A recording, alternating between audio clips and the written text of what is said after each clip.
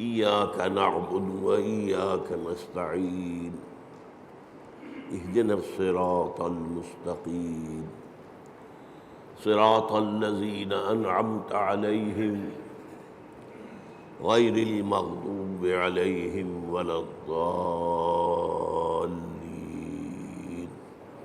آمين رب اشرح لي صدري ويسر لي أمري واحلل عقدة من لساني يفقهوا قولي اللهم ربنا ألهمنا رشدنا وأعذنا من شرور أنفسنا اللهم أرنا الحق حقا وارزقنا اتباعه وأرنا الباطل باطلا وارزقنا اجتنابه آمین یا رب العالمین۔ پچھلے جمعے میں ہم نے آیت بسم اللہ پر گفتگو کی تھی اور صرف اس تمہید کے ساتھ کہ یہ آیہ مبارکہ قرآن مجید کی سورتوں کے درمیان تو صرف ایک دفعہ آئی ہے، وہ سورہ نمل میں ہے۔ حضرت سلیمان نے جو خط لکھا تھا ملکہ سبا کو، اس کا آغاز اس سے ہوا تھا اِنَّهُ مِن سُلَيْمَانَ وَإِنَّهُ بِسْمِ اللَّهِ الرَّحْمَنِ الرَّحِيمِ۔ باقی جو قرآن مجید کی 113 سورتوں کے شروع میں یا ان سے پہلے جو آیت درج ہے اس کے بارے میں اختلاف ہے کہ آیا یہ ان سورتوں کا حصہ ہے یا نہیں ہے۔ اکثر کی رائے یہ ہے کہ سورتوں کا حصہ نہیں ہے، بلکہ علامت کے طور پر کہ ایک سورت ختم ہو گئی دوسری شروع ہو رہی ہے،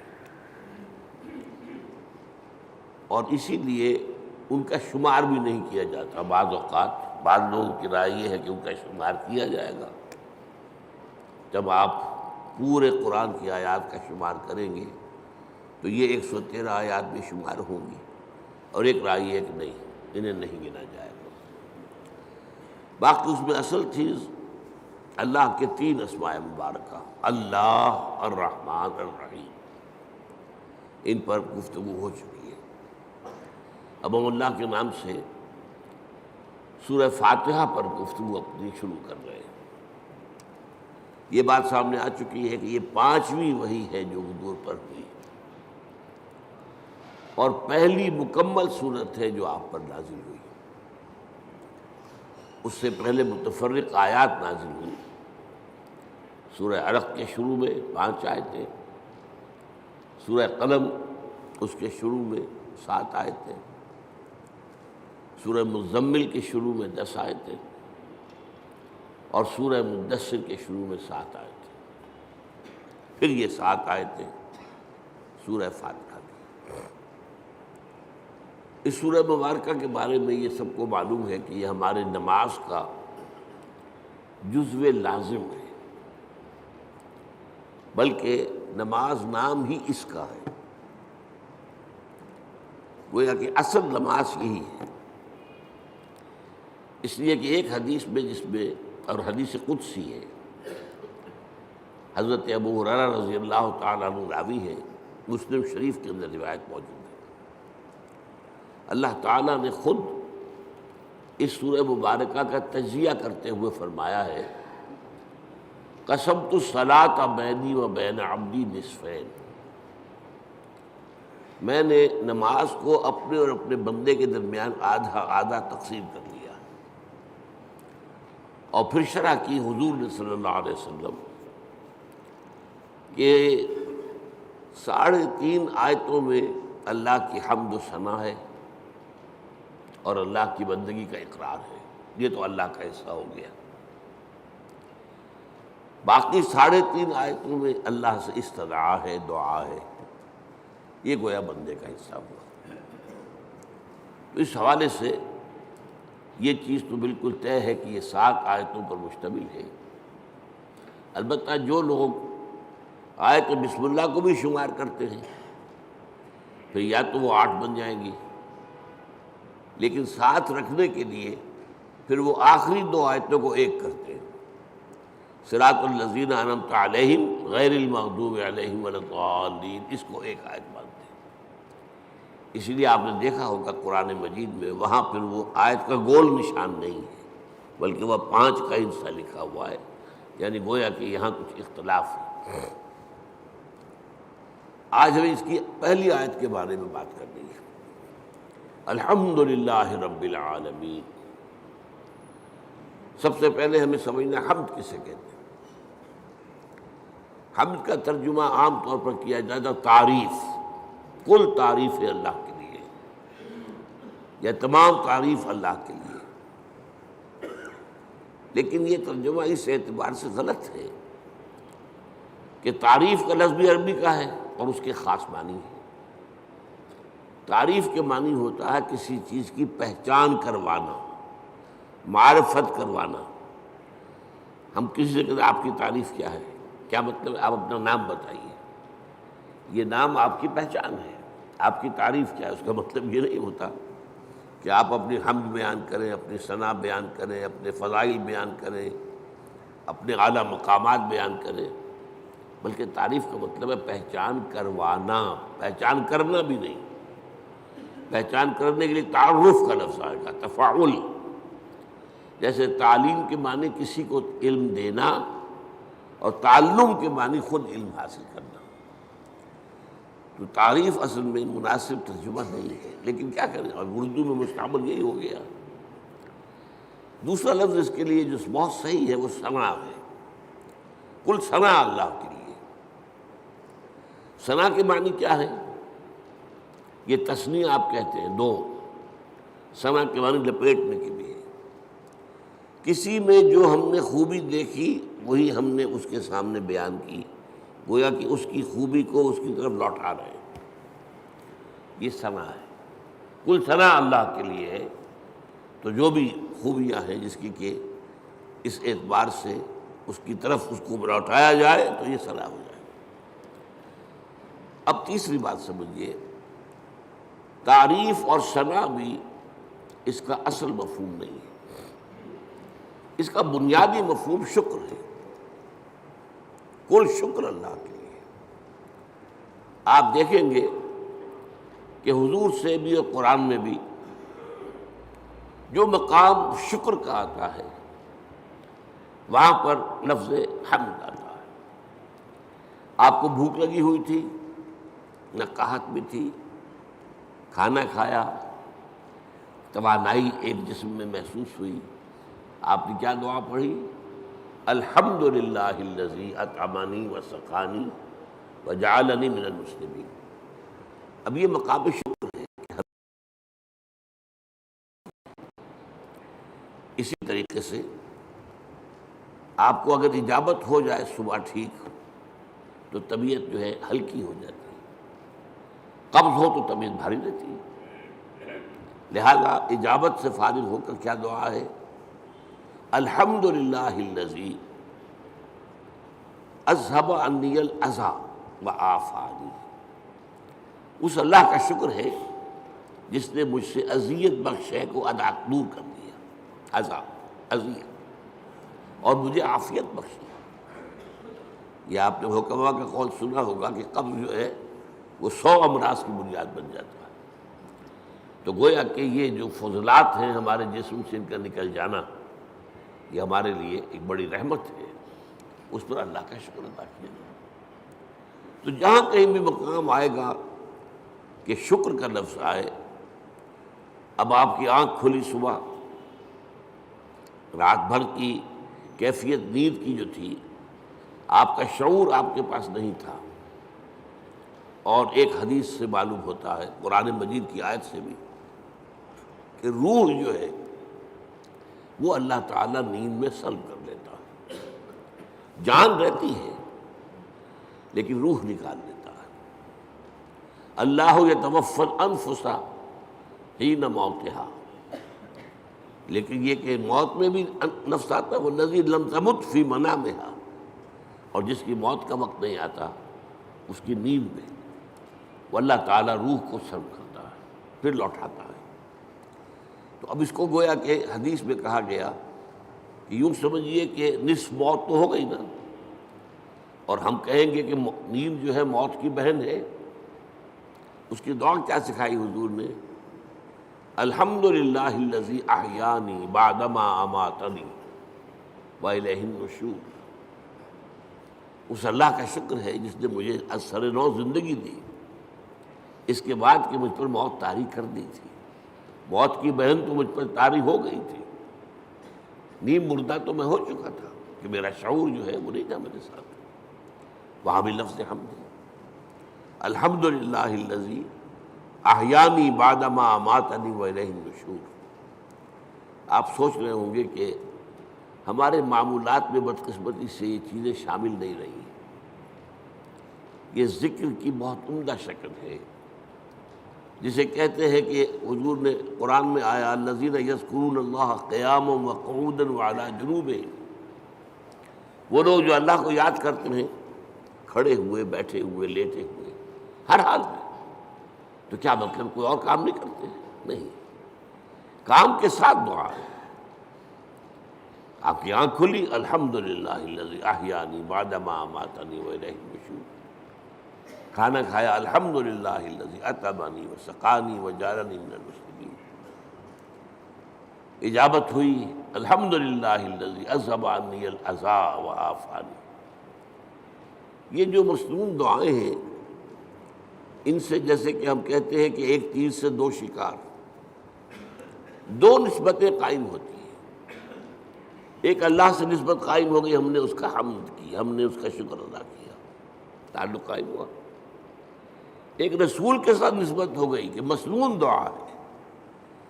ہم اس شکر کے ادا کرنے میں اپنے الفاظ نہیں استعمال کر رہے، بلکہ وہ کر رہے ہیں کہ جو نبی اکرم صلی اللہ علیہ وسلم کرتے ہیں. تو دونوں نسبتیں اللہ کا ذکر، اس میں وقت تو کوئی نہیں لگا. بہرحال شکر جو ہے در حقیقت وہ اس حمد کا نیوکلیس ہے. البتہ شکر، اور عام معنی میں اب لفظ استعمال کر رہا ہوں میں تعریف، اس میں جو ایک باریک سا فرق ہے وہ کیا ہے؟ شکر کیا جاتا ہے اس چیز پر جس کا آپ کو فائدہ ہوا ہو، جس سے آپ کو کچھ حاصل ہوا ہو، جس سے آپ کی کوئی ضرورت پوری ہوئی ہو، جس سے آپ کی کوئی تکلیف رفع ہوئی ہو، جس سے آپ کی کوئی حاجت پوری ہوئی ہو. شکر اس پر ہو. اور تعریف کوئی حسن ہے، کمال ہے، خوبی ہے، چاہے آپ کو تو کوئی فائدہ نہیں ہوا. پھول کیا خوبصورت پھول ہے، تعریف کی ہے آپ نے، لیکن یہ کہ آپ کو اس سے کوئی مادی فائدہ تو نہیں ہوا.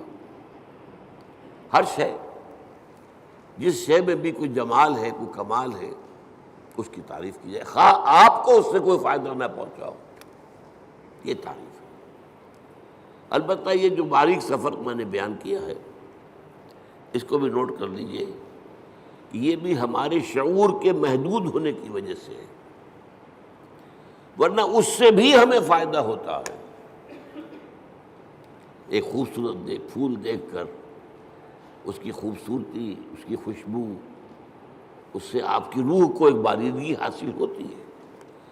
اسی لیے میں نے لفظ استعمال کیا، مادی فائدہ نہیں ہوتا، آپ کی روح کو ایک باریدگی، آپ کی طبیعت میں ایک انشراح، آپ کی طبیعت میں ایک کیفیت پیدا ہوتی ہے. ہائی اسکول کے زمانے میں جو ہمارا کورس تھا انگلش پوئٹری کا، تو پہلی نظم تھی ڈیفوڈلز. بہت سے حضرات نے پڑھی ہوگی.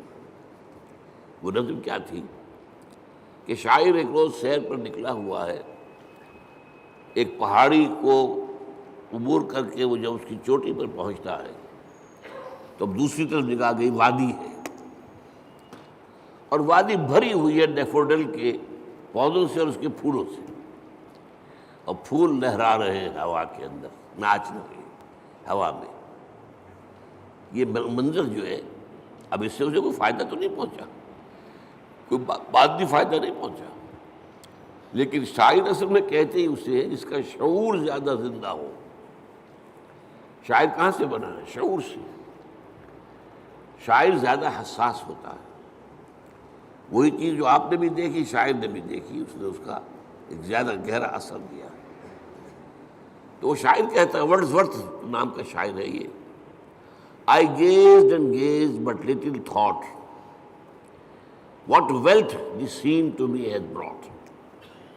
میں دیکھتا رہا دیکھتا رہا دیکھتا رہا، لیکن مجھے یہ خیال نہیں آیا کہ یہ سین، یہ نظارہ جو میں نے دیکھا ہے، اس سے مجھے کیا دولت ملی ہے۔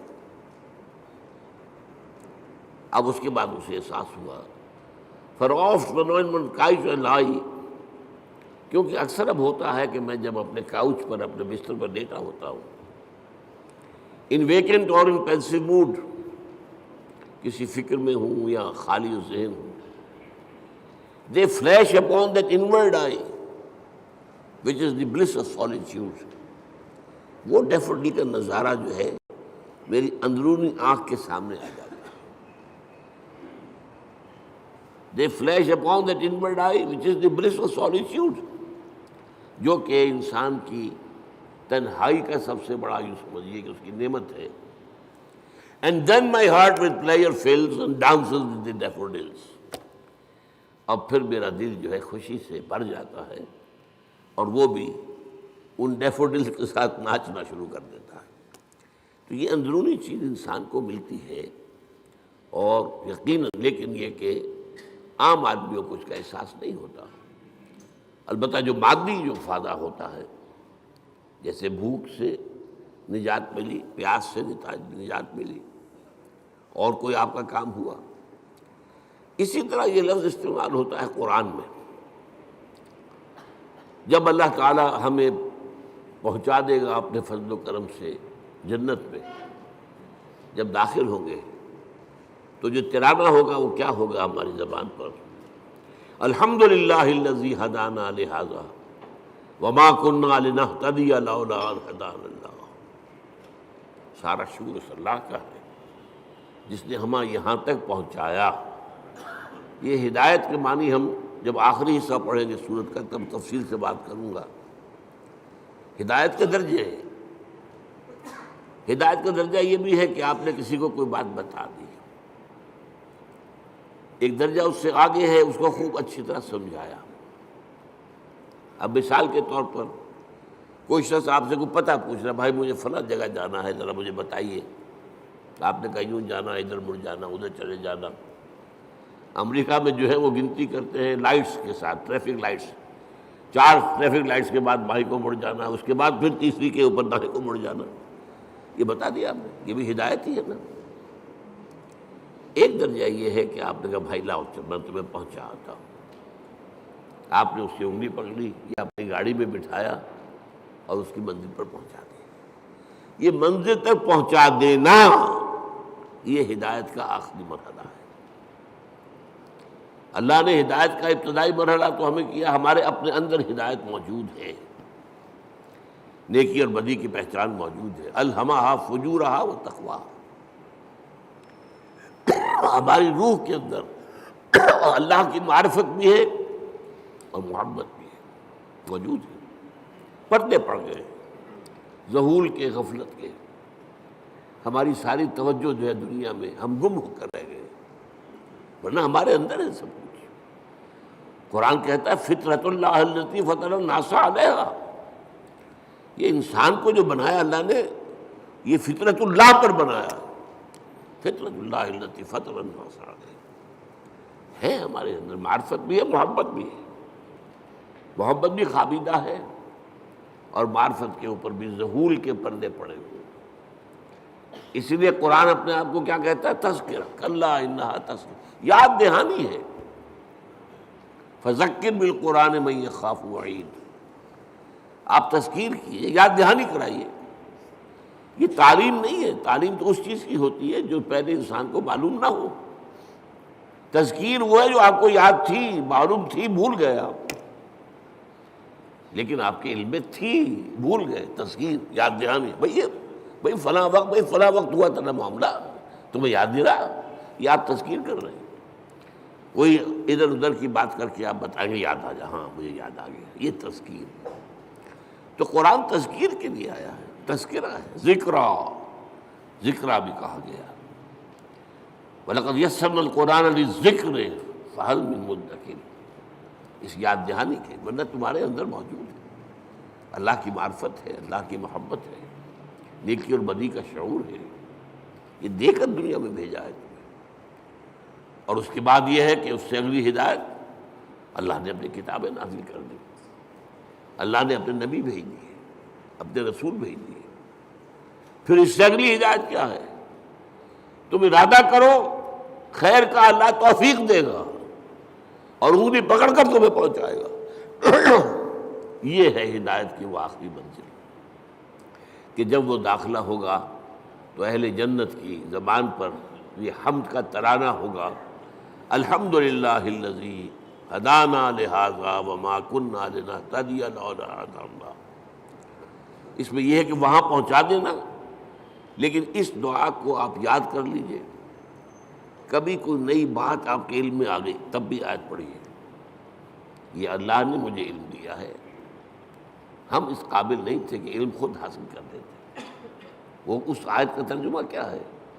کل حمد کل شکر اس اللہ کا ہے جس نے ہمیں یہاں پہنچایا جنت تک، ہم پہنچنے والے نہیں تھے، ہم اپنے بل پر، اپنی سمجھ سے، اپنی کوشش سے پہنچنے والے نہیں تھے۔ وما كنا لنهتدي لولا ان هدانا اللہ۔ اسی طرح آپ کو کسی مجلس میں کوئی آپ کو محسوس ہو کہ آپ کے دل کو کوئی روشنی ملی ہے، کوئی آپ کو ہدایت کا کوئی نقطہ ہاتھ آیا ہے، کوئی ہدایت کی طرف آپ کی کوئی توجہ ہوئی ہے، یہ دعا مانگیے، الحمدللہ الذی ہدانا لہذا وما کنا لنہتدی لولا ان ہدانا اللہ۔ چاہے وہ کسی کے ذریعے سے آیا ہو، لیکن الٹیمیٹ سورس تو اللہ ہے نا۔ خود اس کو کس نے بتایا تھا؟ اللہ نے بتایا تھا۔ ہمیں جس نے سکھایا ہے اسے کس نے سکھایا تھا؟ اللہ نے سکھایا تھا۔ اسی طرح الحمدللہ الذی صدقنا وعدہ واورثنا الارض نتبوأ من الجنۃ حیث نشاء۔ ایک جگہ یہ ترانہ آیا ہے، جنت والے ترانہ جو ہے کل حمد کل شکر اس اللہ کا ہے جس نے ہم سے اپنا وعدہ سچا کر دکھایا۔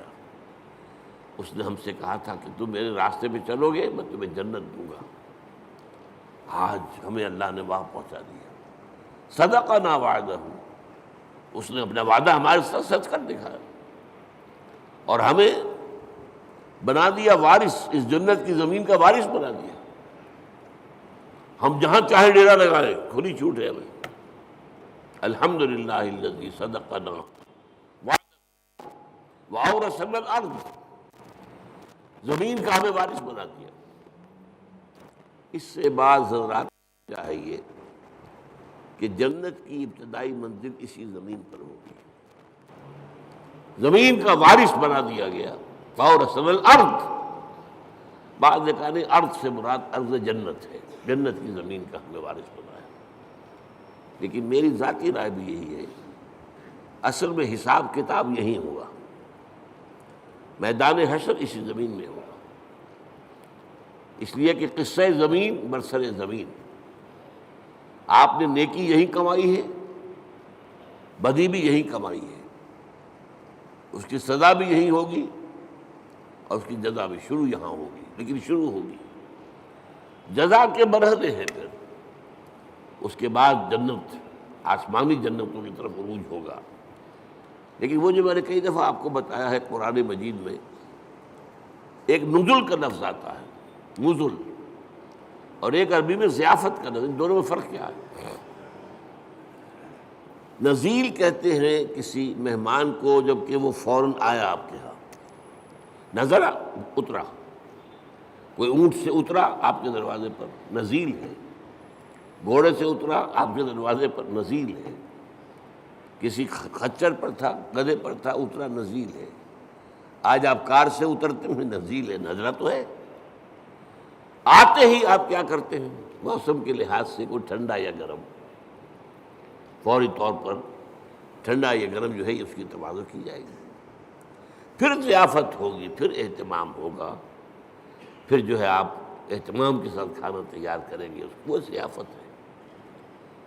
یہ جو قرآن مجید میں یہ نقطہ جو ہے بعض لوگوں کو بہت پریشان کرتا ہے، ذرا لطیف مزاج رکھنے والے لوگوں کو کہ کیا جنت کے اندر اللہ تعالیٰ حوریں ہوں گی، غلمان ہوں گے، شہد ہوگا، دودھ ہوگا، پھل ہوں گے، یہ مادی چیزیں جو ہیں ان کی کیا قدر و قیمت ہے؟ کیا یہی کچھ ملنا ہے؟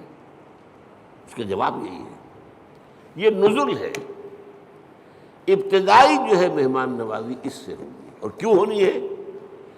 ایک بندہ مومن اپنے راستے پر اگر وہ چلتا ہے ایمان اور اسلام پر، تو اس دنیا میں نعمتوں میں سے اکثر آلات میں محروم رہتا ہے۔ حلال کے ذریعے سے کہاں آپ پھل لائیں گے، کہاں اپنے بچوں کو پھل کھلائیں گے؟ آپ کو ٹنڈی ترشی کے ساتھ جو ہے آپ نے اپنے نفس کے اوپر بھی قابو رکھا ہے، آپ نے کوئی جنسی جو ہے بے راہروی اختیار نہیں کی ہے۔ یہ جن خواہشات کو جو اللہ نے ہمارے اندر رکھی ہوئی ہیں ان کو کنٹرول کیا، روکا ہے۔ نہى النفس عن الهوى، خواہشات سے اپنے نفس کو روکے رکھا۔ تو میں کہتا ہوں اس کا منطقی جگہ یہی ہونی چاہیے کہ ان خواہشات کی بھرپور تسکین کا سامان کر دیا جائے جن سے تم نے ہمارے راستے پر چلنے کی وجہ سے اپنے آپ کو محروم رکھا۔ لیکن یہ نزل ہوگا، آخری جنت کے جو نعمتیں ہیں جو اور آگے درجے کھلیں گے، پھر چڑھنا ہوگا، صعود ہوگا۔ اس صعود کے بارے میں تو فرمایا ما لا عین رأت ولا اذن سمعت وما خطر علی قلب بشر۔ وہ جو اوپر کی جنتیں ہیں ان کی نعمتوں کے بارے میں حضور کے الفاظ ہیں، وہ تو وہ ہیں جو نہ کسی آنکھ نے دیکھی، نہ کسی کان نے سنی، نہ کسی کے دل میں ان کا احساس اور ادراک وارد ہوا۔ وہ یہاں بیٹھ کر تو ہم اندازہ کر ہی نہیں سکتے۔ یہ تو ہم اندازہ کر سکتے ہیں نا کہ وہاں انگور ہیں، وہاں کھجوریں ہیں، وہاں جو بھی ہیں پھل ہیں، رمان ہیں، انار ہیں، وہاں دودھ ہے، وہاں شہد ہے، وہاں ہر چیز موجود ہے، یہ تو ٹھیک ہے۔ اگرچہ ان کے ذائقے جو ہوں گے وہ یہاں کے ذائقے کے مقابلے میں، چنانچہ 30 سے جو رکوع ہے سورہ بقرہ اس میں کہا گیا اتوبہ متشابہہ، وہ ملتی جلتی چیزیں ہوں گی۔ یہ بھی انار ہے، یہ انار، لیکن جنت کا وہ انار کچھ اور ہی ہوگا، یعنی اس کا ذائقہ آپ کے اس وقت تصور نہیں کر سکتے۔ اس انگور کا ذائقہ کچھ اور ہی ہوگا۔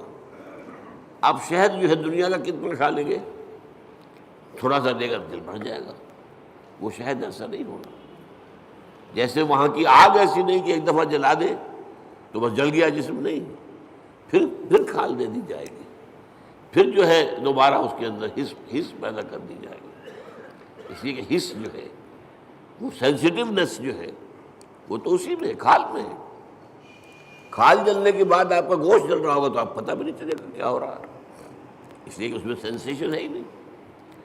تو بہرحال جنت کی نعمتوں کو میں آپ سے عرض کر رہا تھا کہ یہ یہیں پر میدان حشر ہے۔ اب میرا گمان ہے، اب یہ باتیں جو ہیں وہ یقین کے درجے میں نہیں ہے، نہ ان کو اس بانی میں آپ لیجئے۔ میرا گمان یہ ہے کہ جہنم اس زمین کے پیٹ میں موجود ہے۔ آپ کو معلوم ہے جو وہاں کی گرمی ہے، جب آتش فشاں پھٹتا ہے تو کیا نکلتا ہے؟ لاوا۔ وہ چٹانیں جو ہیں پگھلی ہوئی، وہ لاوا، وہ سارا تو پیٹ میں ہے۔ اب کیا ہوگا سوچئے، ایک گیند ہے، فٹ بال ہے، اس کے پیٹ میں کچھ ہے۔ جب آپ اس گیند کو کھینچیں گے ادھر سے ادھر سے، چپٹی ہوگی تو درمیان کی چیز باہر آ جائے گی کہ نہیں؟ وَإِذَا الْأَرْضُ مُدَّتْ وَأَلْقَتْ مَا فِيهَا وَتَخَلَّتْ۔ وہ دن قیامت کا کیا جب زمین کو کھینچا جائے گا۔ وَإِذَا الْأَرْضُ مُدَّتْ إِذَا السَّمَاءُ انشَقَّتْ وَأَذِنَتْ لِرَبِّهَا وَحُقَّتْ وَإِذَا الْأَرْضُ مُدَّتْ وَأَلْقَتْ مَا فِيهَا وَتَخَلَّتْ وَأَذِنَتْ لِرَبِّهَا وَحُقَّتْ۔ اب وہ کھینچیں گے آپ تو اس کے اندر سے درمیان چیز باہر نکل آئے گی، یہ ہوگی جہنم۔ اس جہنم کا معاملہ اسی زمین میں سے نہیں۔ پھر وہی لفظ کہہ رہا ہوں، قصہ زمین برسر زمین۔ لیکن یہ کہ جنت جو وہ ہوگی زمین کی، وہ صرف پہلی منزل ہے اس کی۔ وہ آپ کہہ لیجئے کہ وہ در حقیقت استقبالیہ ہے جو وہاں پر ہو رہا ہے، اور وہاں پر نزل دیا جا رہا ہے۔ یہ ساری چیزیں جو گنوائی گئی ہیں قرآن میں، یہ نزل کے درجے میں، پھر اونچے درجے ہوں گے، پھر اونچے درجے ہوں گے۔ تو بہرحال یہ میری بات کہاں سے چلی تھی؟ الحمدللہ الذی صدقنا وعدہ واورثنا الارض نتبوأ من الجنۃ حیث نشاء۔ کل شکر اس اللہ کا ہے جس نے ہم سے اپنا وعدہ پورا کیا اور ہمیں زمین کا وارث بنا دیا۔ یہ زمین جو تھا کہ میں نے کہا اکثر کے نزدیک تو جنت ہے، جنت کی زمین جس کا وارث ہم بنے، لیکن بعض کا خیال، میری رائے بھی یہی ہے، وہ یہی زمین ہے، اس لیے کہ آپ کو معلوم ہے سورہ فجر میں کیا فرمایا؟ وَجَاءَ رَبُّكَ وَالْمَلَكُ صَفًّا صَفًّا۔ جاء ربک، آ جائے گا تمہارا رب۔ اللہ تو نزول فرمائے گا، میدان حشر میں آئے گا، یہی مقدمہ ہوگا، یہی عدالت لگے گی۔ جاء ربک والملک صفًا صفًا، تمہارا رب بھی آ جائے گا اور پھر فرشتے ہوں گے صفیں باندھے ہوئے، قطار اندر قطار، یہ نزول ہوگا۔ وَيَحْمِلُ عَرْشَ رَبِّكَ فَوْقَهُمْ يَوْمَئِذٍ ثَمَانِيَةٌ۔ وہ جب اللہ تعالیٰ اپنے اس عرش سے اتر کے اس زمین تک آئے گا، اب وہ کیا کیفیت ہوگی، آپ اس کے لیے کچھ نقشہ ذہن میں، کوئی مادی کوئی وجود اللہ کا نہ سمجھیے، لیکن کوئی کیفیت ہے جس کا نام، جس کو ان الفاظ سے تعبیر کیا گیا ہے۔ اب الفاظ ہیں تو کسی درجے میں مناسبت ہوگی، وہ حقیقت تو اس وقت کھلے گی، جیسا کہ میں نے کہا جنت کی نعمت ہوگی، حقیقت اس وقت کھلے گی۔ ما لا عین رأت ولا اذن سمعت وما خطر علی قلب بشر۔ اور قرآن میں جو آتا ہے لہم ما یشاؤون فیہا ولدینا مزید، اہل جنت کے لیے وہ تو سب کچھ ہوگا ہی جو وہ چاہیں گے، ہمارے پاس اور بھی بہت کچھ ہے جس کا تصور ہی نہیں ہوگا۔ میں نے اس کا ایک واقعہ یاد آ گیا مجھے، اب کئی دفعہ بیان کیا میں نے۔ میرے ایک دوست ہیں ڈاکٹر یقین صاحب جو باہر امراض چشم ہیں، انہوں نے مجھے سنایا، وہ جا رہے تھے لندن، اب ان کے بچے جو ہے کوئی کہہ رہا تھا میرے لیے یہ لائیے، میرے لیے یہ لائیے، میرے لیے یہ لائیے۔ ایک چھوٹی سی بچی تھی، انہوں نے کہا ابا میرے لیے پینسل لے کے آئیے۔ اب وہ لندن سے پینسل منگوا رہی ہے، اس کا ذہن اس سے آگے ہے ہی نہیں، وہ لڑتی ہوئی اپنے بڑے بہن بھائیوں سے، وہ اس کو چھینتی ہوگی، مجھے دو میں کچھ لکھوں یا لکیریں کھینچوں کہیں، اور وہ بڑے بہن بھائی اس کو چھینتے ہوں گے اس سے، تو اس کے لیے تو بہت بڑی نعمت تھی پینسل، تو ابا میرے لیے پینسل لے کے آئیں گے۔ تو ہم کہاں تک تصور کریں گے؟ ہمارا ذہن بہت چھوٹا ہے۔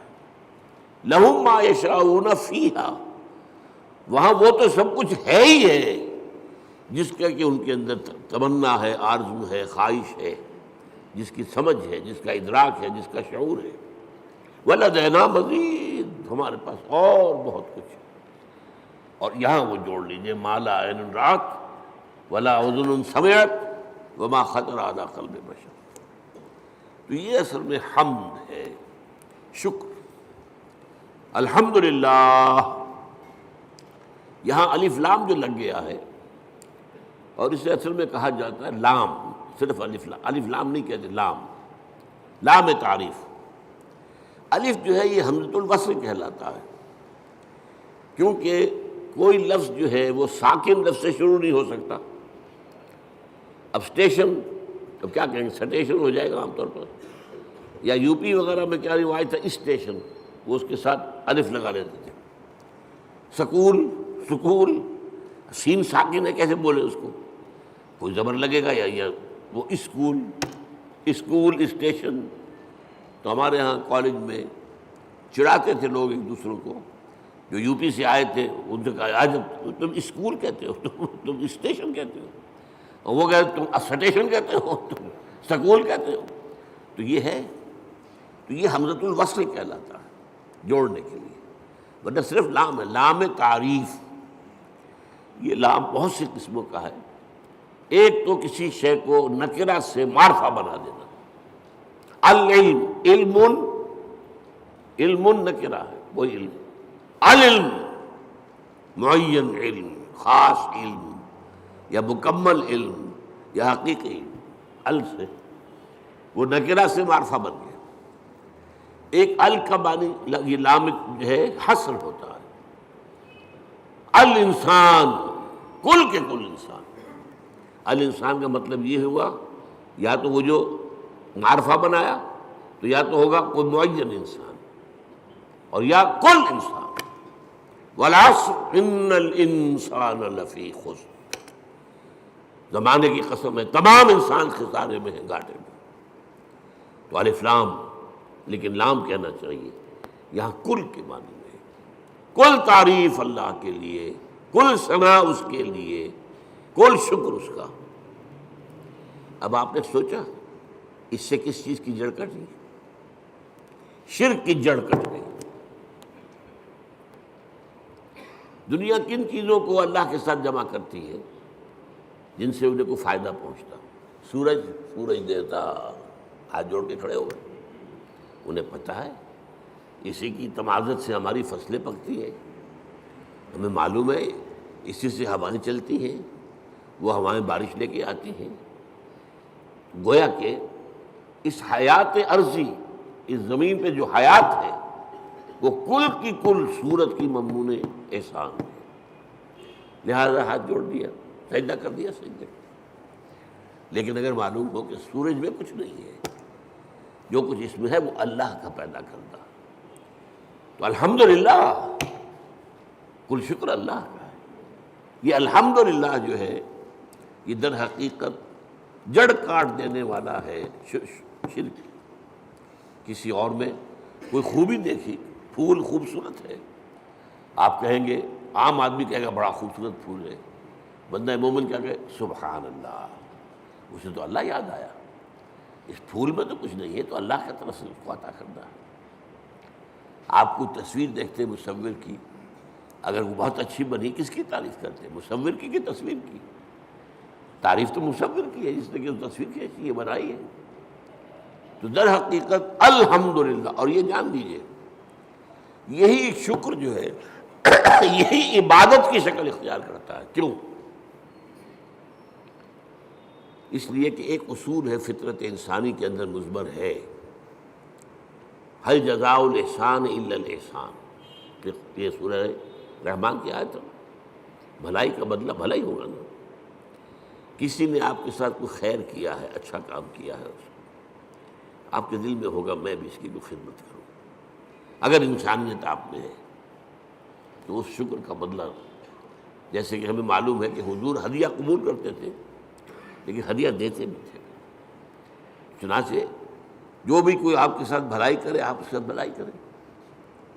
والدین کی بھلائی وہ اتنی ہے کہ ہم کتنی ہی خدمت کر لیں ان کا حق ادا نہیں ہوگا، اور سوائے اس کے کوئی چارہ کار نہیں کہ اللہ ہی سے دعا کریں، اے اللہ ورحمہما کما ربیانی صغیرا.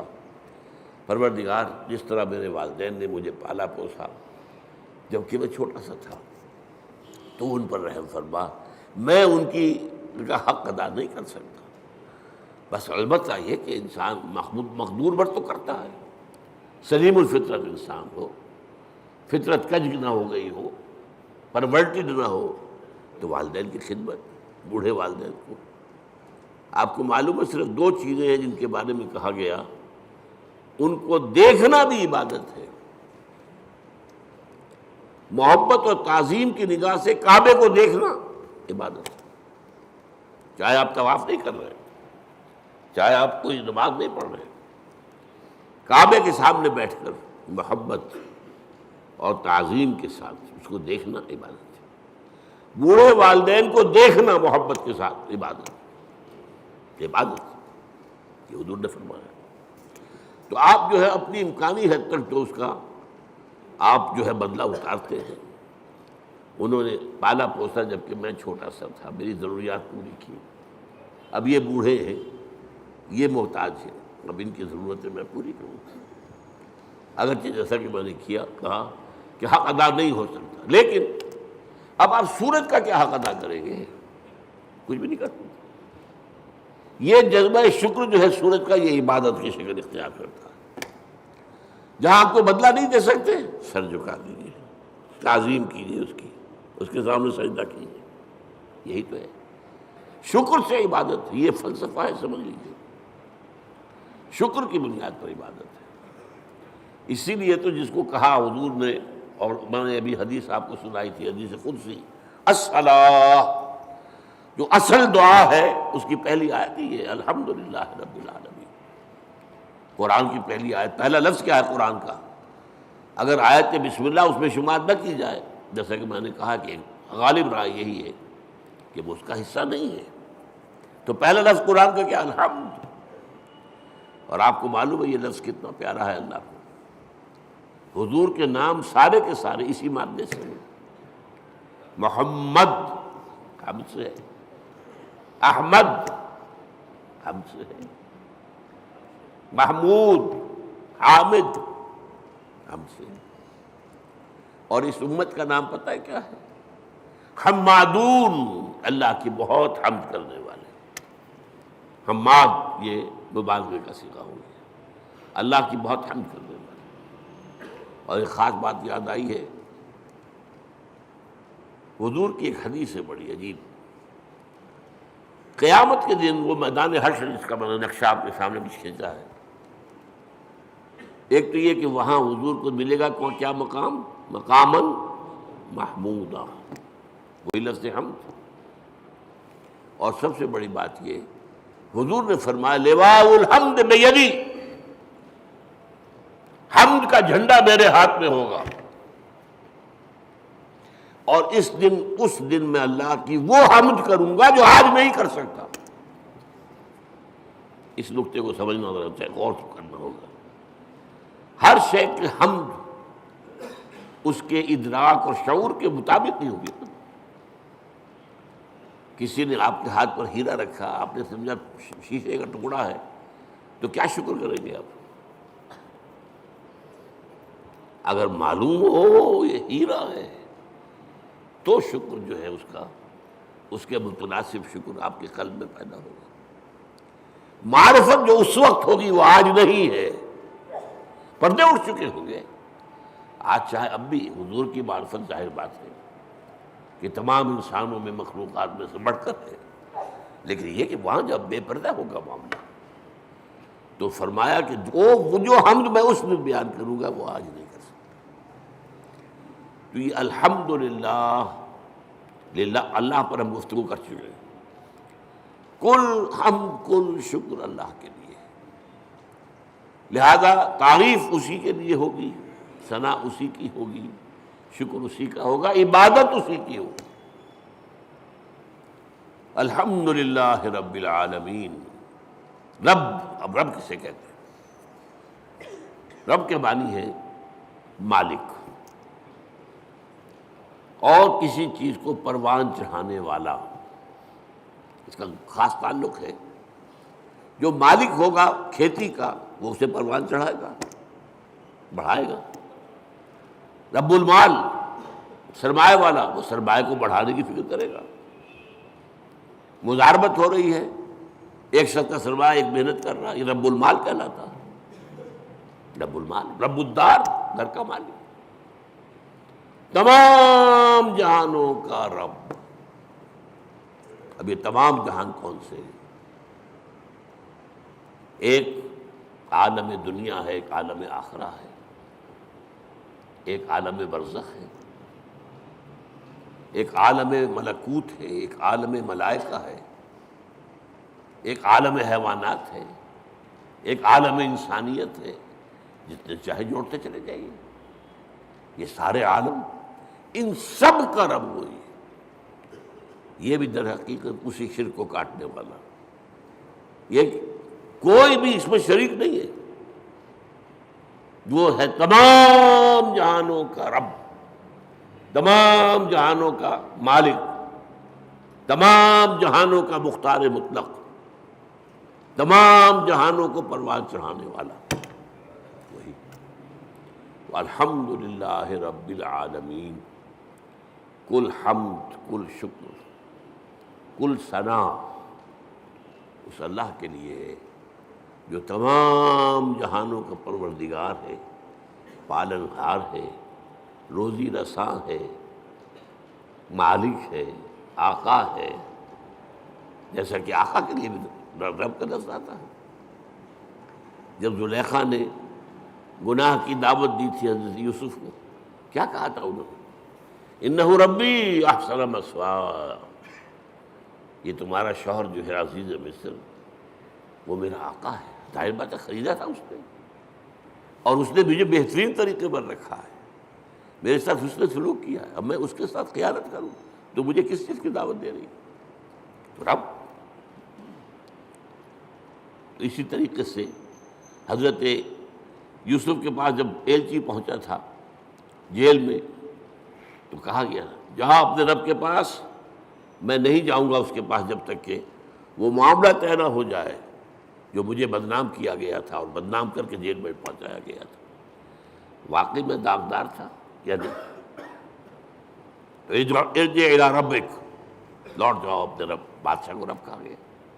تو رب جو ہے مالک کسی شے کا، رب البیت رب المال، تو تمام جہانوں کا مالک اور آقا، تمام جہانوں کا پروردگار و پالنہار اللہ ہے۔